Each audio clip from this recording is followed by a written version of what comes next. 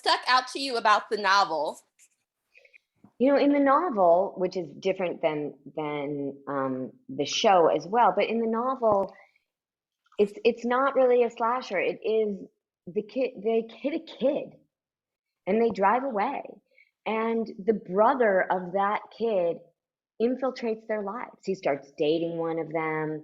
And it really is a psychological thriller. It's much more like their telltale heart of what their actions have done and why this person is coming after them because they did the wrong thing and killed someone that he loved. And so I think those parts of it for me were much more interesting than a stranger, just coming to exact revenge. Yes. So one thing that did tie to the movie to me was the scene of them hitting the car and that playing out and kind of the dialogue of what they were going to do next. Why did you want kind of that dialogue and tension to still be in the show? It was also in the book. I mean, that's the whole premise of the novel. And I think that premise for me is timeless. I think that premise of, having a terrible accident and something terrible happening and having to make a decision on the spot of what you're going to do, I think informs the show, it informs the movie, it informs the book, each of in their genre, each of their time period. But I think you have to have that debate. You must. I mean, you have to think about what's really right in that time and why they did it. Yeah.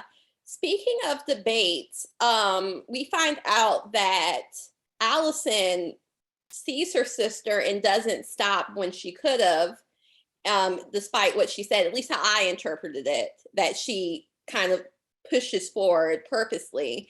And we see Lennon running towards the car. Why did you want kind of the tension of the who's at fault or what actually happened here? I think what I was trying to do is that you don't know what happened. Was she running for the car? Was that like her just hopeless fury in that moment? Could she have stopped? Could Allison have stopped? I don't think she knows. I don't think in those moments any of us can look back and say, I know for sure I could have stopped the car, or I for sure pressed on the gas. I think we don't know. And I think it's what feeds the fears of us. And I think it's what feeds, I'm a bad person, what feeds, our responsibility. And I think those are the things that haunt us, are those moments of, did I do this on purpose? Could I have made a different choice? And so I wanted to have those different perspectives within it. Just like with the perspectives of all the other characters of the party, what they came to it with. Yeah. Speaking of different perspectives, and it kind of, after I watched the finale, it kind of left me with, does Allison actually have feelings for Margot? I'm sure it can be debated, or was it like, I should be on the side of a serial killer if I'm going to pick sides here? Because otherwise I'm going to die. I think there's many reasons that she picks her. I think she has feelings honestly, I think she has feelings for both of them. And I think those different, it's really her choosing to be Lennon, right? It's her choosing to preserve this life that she's built. And that would all fall apart if she chose Dylan. And so I think there's self-preservation. I think there are feelings involved, but what those feelings are, I think she's not even sure of. Yeah, because I feel like when we saw the scene as it's like, oh, I was always coming back towards you, is that it was one of the first times she feels, even though at the time she thought she was Lennon, as being seen, and that this is a person who cares about her and wants her best interest at heart, and wanting to connect with that feeling and keep it the same. So that's definitely something that was in the air. Also something that I think I'm supposed to be left confused about, like, what was Dylan's connection to the cult? Because like he seemed to know what was going on. We see him sketching the names in the wall. We see what I think is the Bible that they were looking for when he's in jail, like how quote unquote innocent was he in all of these actions? The names in the wall was before the cult, which I think he was trying, when he started carving the names in the wall, it was after Allison said to him, you need to move on. Like, you need to get your shit together and stop being a dick. And so, because, he's so self-involved at that point and hard to take. And so his way of trying to like come to terms with what has happened is to memorialize him. He did a report on it in 5th grade.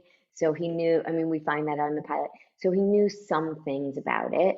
And then when he saw Clara that time, but what happened that night between him and Clara in the cave is really when, with Riley, is really, that we have not seen yet, is really when the cult stuff came in for him.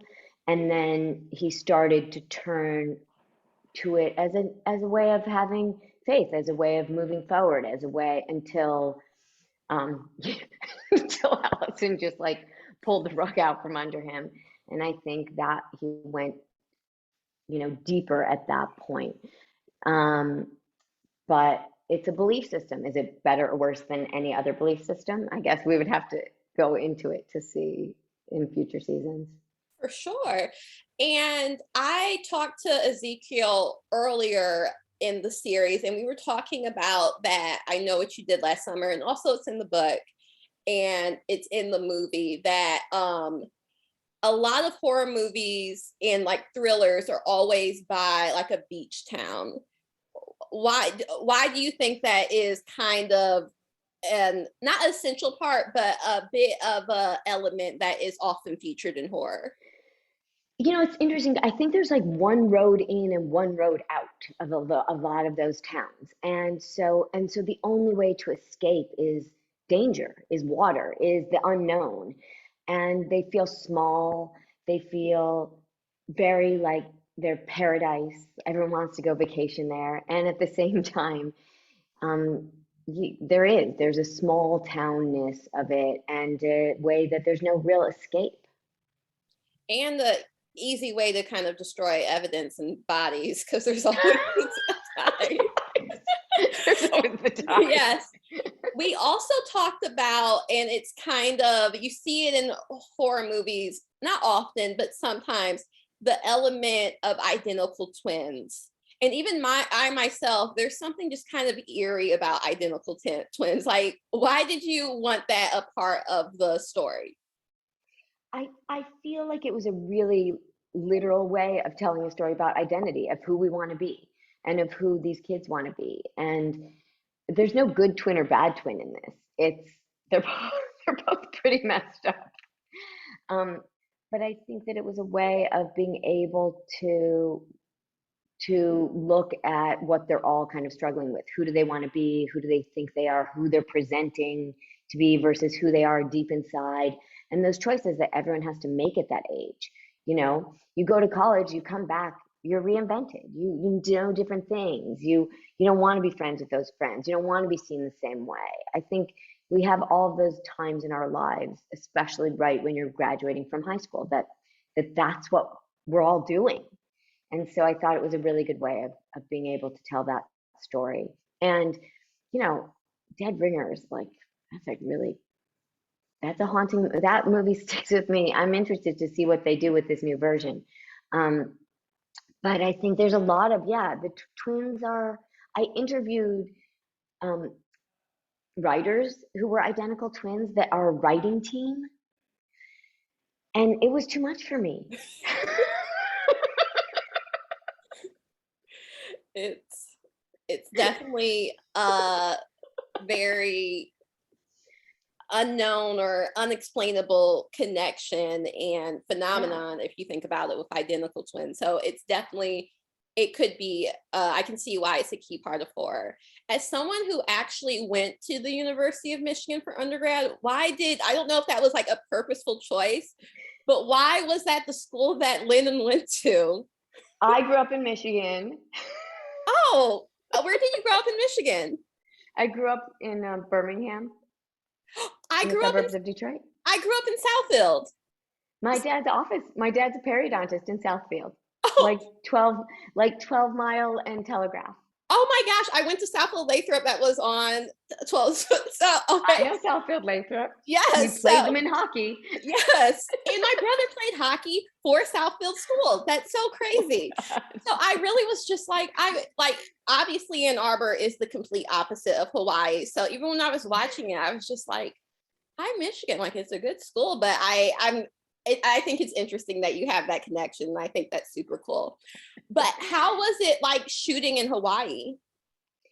Um, well, also interestingly, it felt like the furthest place you could get, like culturally from Hawaii, weather-wise from Hawaii, location-wise from Hawaii. So I liked that part of it. Shooting in Hawaii was amazing and incredibly challenging. I mean, you're on an island and it was COVID. And, we had floods and we had crazy winds and we shot 3 weeks of straight nights, and it was an amazing experience. The crew and the local cast there is awesome, and you have to have a blessing done on your production. And there are parts of it that do feel like you never go to the bamboo forests when you go on vacation. Yeah. You never go to those caves. Yes. Oh, so I think there are parts of it that did feel like we haven't explored those, and it's scary. There's a haunted part of that place that's magical, but also has horror in it. Yeah. I heard that there were Easter eggs throughout the series. What are like a couple that you sprinkled in? From the movie Easter eggs, or Easter eggs like in terms of who did Uh, both. it. For the movie, there's actually a picture on the floor in one of the open photo albums of some of the original cast members. There's the Croker crown. There's that's in there. There's a couple other things.